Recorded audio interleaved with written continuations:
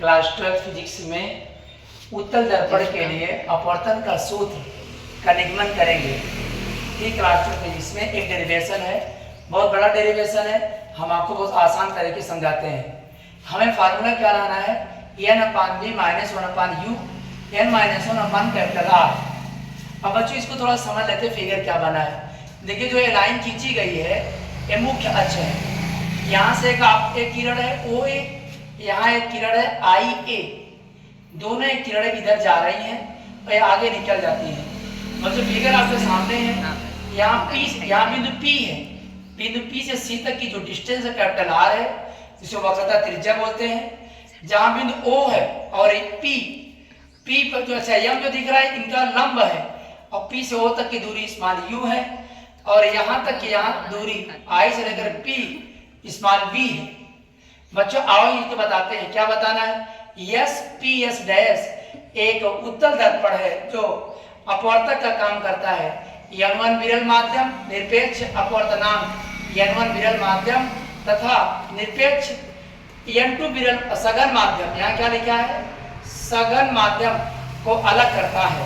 बच्चों दोबारा बताना, सुनो ध्यान से। SPS डैश एक अपवर्तक पृष्ठ का काम करता है जिसका निरपेक्ष अपवर्तनांक n1 विरल माध्यम और n2 सघन माध्यम को अलग करता है, जिसका ध्रुव P है और वक्रता केंद्र C है और इससे कुछ दूरी पर पीछे साइड पर यहाँ बच्चों बिंदु O है, वस्तु का कार्य करती है और कैपिटल I प्रतिबिंब का कार्य करती है। बच्चों हम लोग शुरू करते हैं। सबसे पहले इस ट्रायंगल का नाम लेंगे। देखो ध्यान से, कौन सा ट्रायंगल,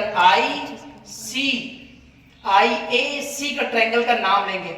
बच्चों थोड़ी देर के लिए इसको आप इग्नोर करना। तो हम लोग क्या लिखेंगे, I।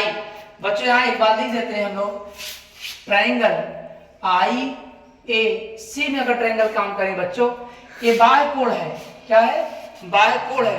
तो I = होगा बच्चों बीटा प्लस गामा, नहीं ठीक है जी, नहीं छोटा ट्रायंगल है ना पहला, अल्फा प्लस गामा होगा।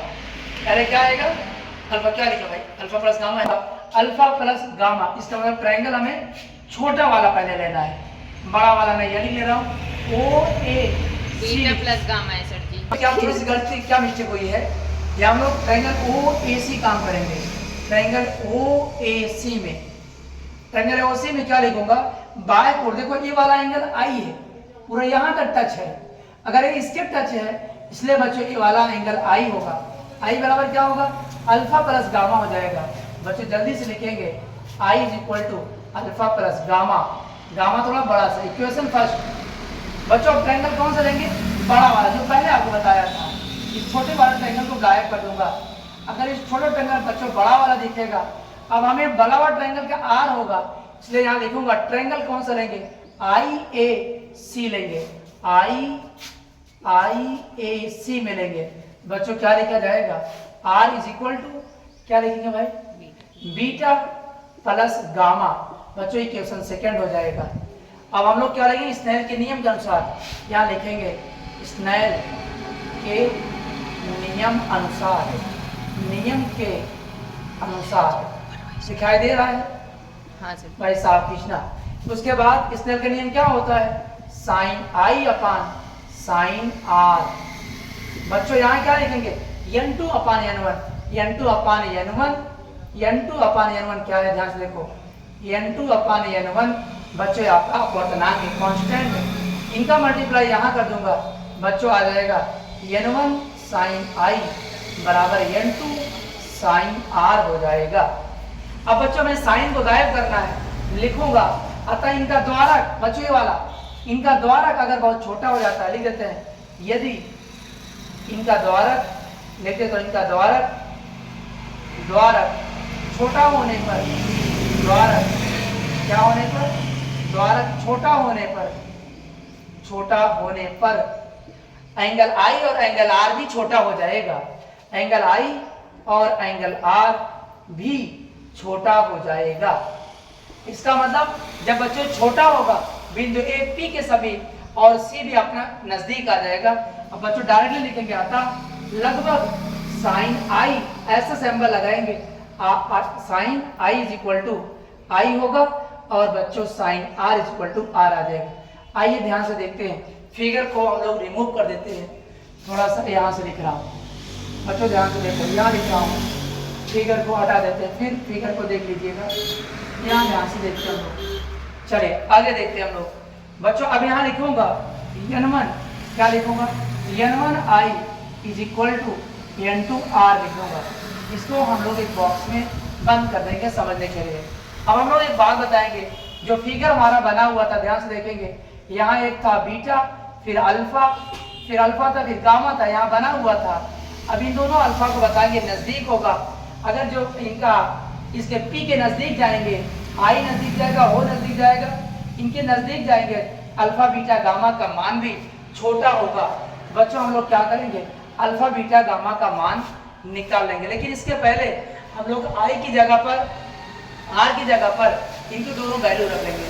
लिख देते हैं आई, एंगल आई और आर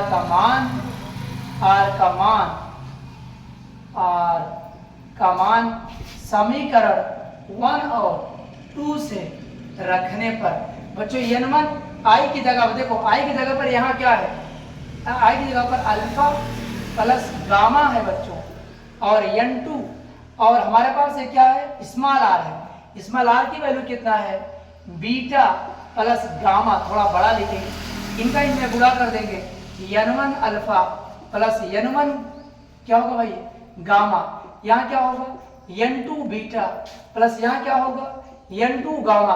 अल्फा बीटा एक तरफ, गामा एक तरफ, n1 अल्फा ये अंदर आएगा बच्चों, तो n2 बीटा हो जाएगा, और यहाँ n2 गामा रहने दो, ये प्लस में है उधर जाएगा, तो n2 क्या हो जाएगा n1 गामा।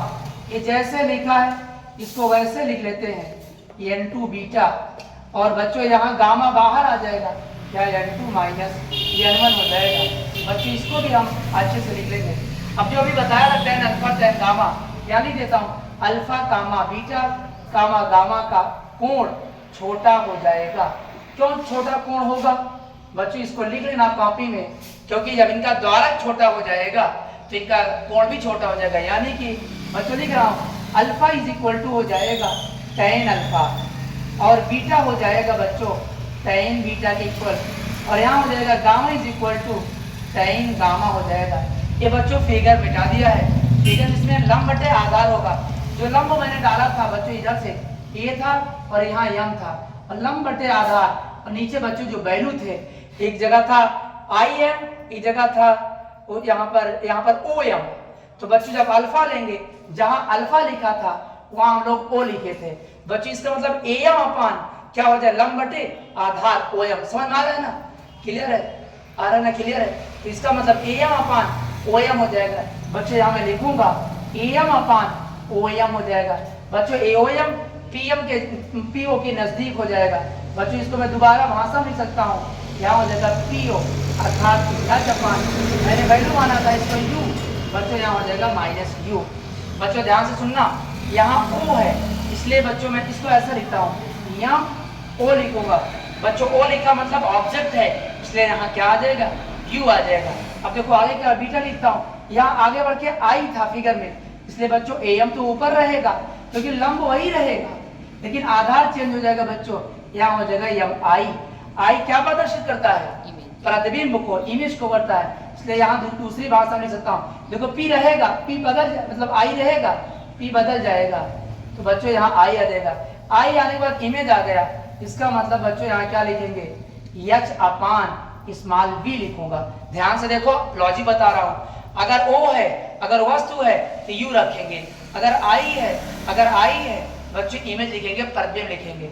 अब देखो यहाँ गामा क्या लिखूंगा, थोड़ा ध्यान से देखना, गामा इज इक्वल टू हो जाएगा tan गामा। tan गामा मतलब एम तो रहेगा, ए थोड़ा जूम कर देना भाई, दिखना चाहिए साफ साफ। यहाँ मतलब एम तो रहेगा, यहाँ बच्चों हो जाएगा क्या, एम सी हो जाएगा। एम को बाहर, एम को हटाने के बाद क्या लिखूंगा, पी सी। थोड़ा ध्यान से देखो, यहाँ पी ओ है, यहाँ पी आई है, यहाँ पी सी है।